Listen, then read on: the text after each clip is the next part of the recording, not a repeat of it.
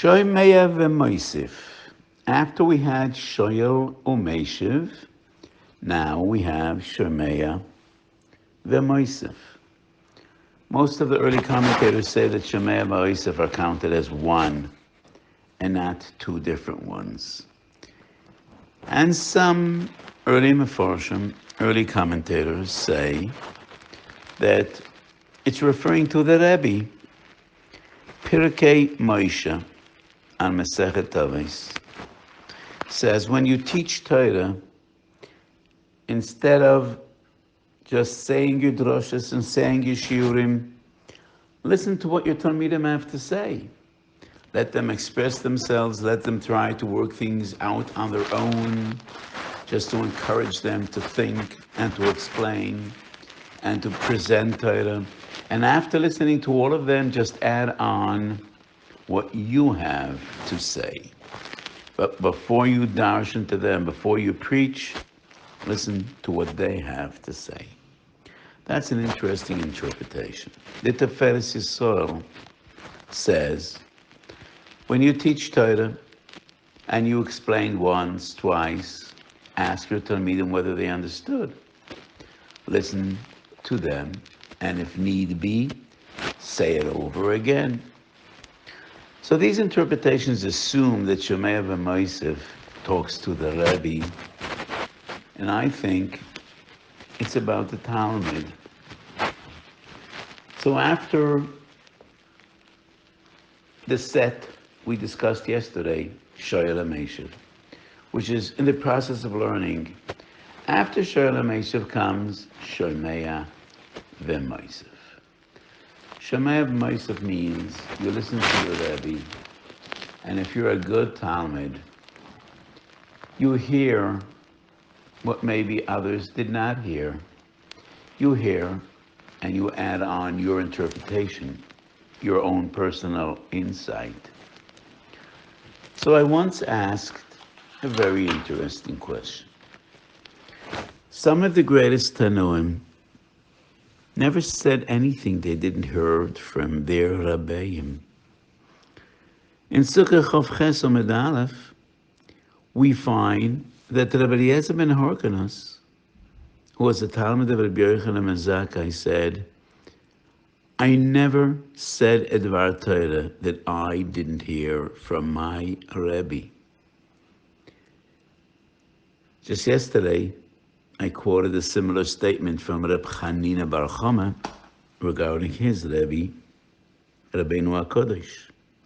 But in Sukkah, Rabbi Eliezer ben Horkanus says about his Rebbe, Rabbi Yochanan ben Zakkai. So I have a very fundamental question. In Ovis de Reb Nosson Perek Vav, there's a lengthy description of the early years of the great Tana Rabbi Eliezer ben Horkanus. This story is also told in Perek de Rabbi Eliezer. But in Ovis de Reb Nosson, there are a few details that we do not find in other sources.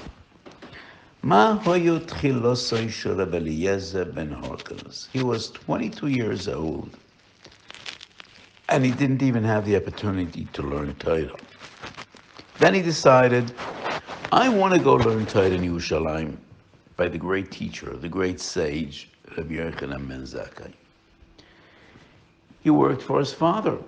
His father was rich, and he plowed the fields, and he was a manager in his father's business. But he decided to go to Yerushalayim to learn Torah.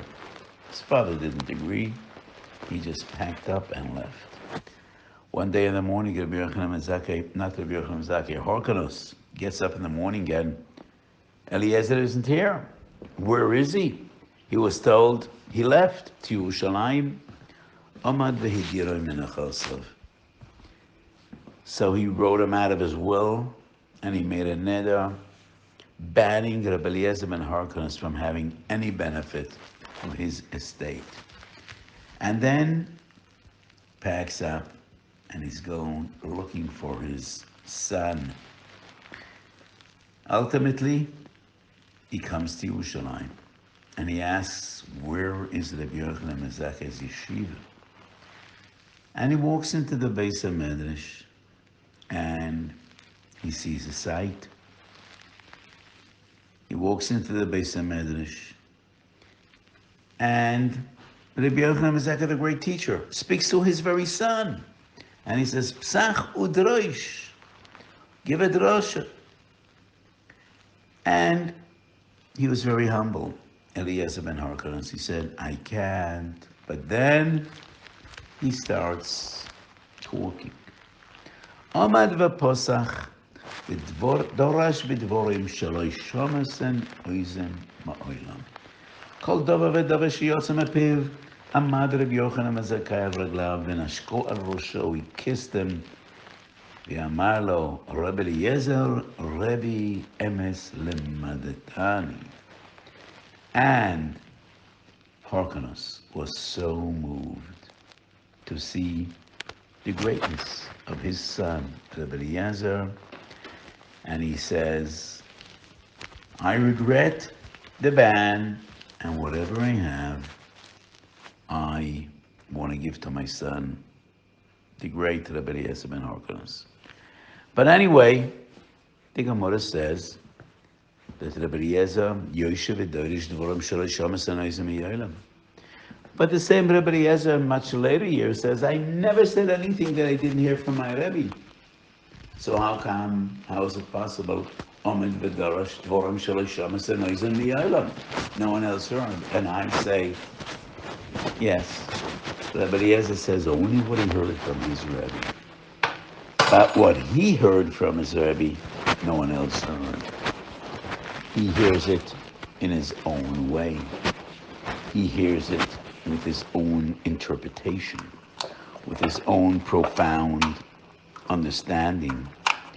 And that is Shomei'a v'moisef. Yes, you listen to your Rebbe.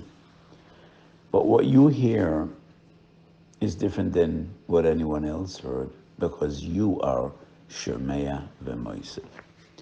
Two Talmidim learn from the same teacher, but each of them has his own interpretation, his own understanding, his own insight into what his Rebbe said.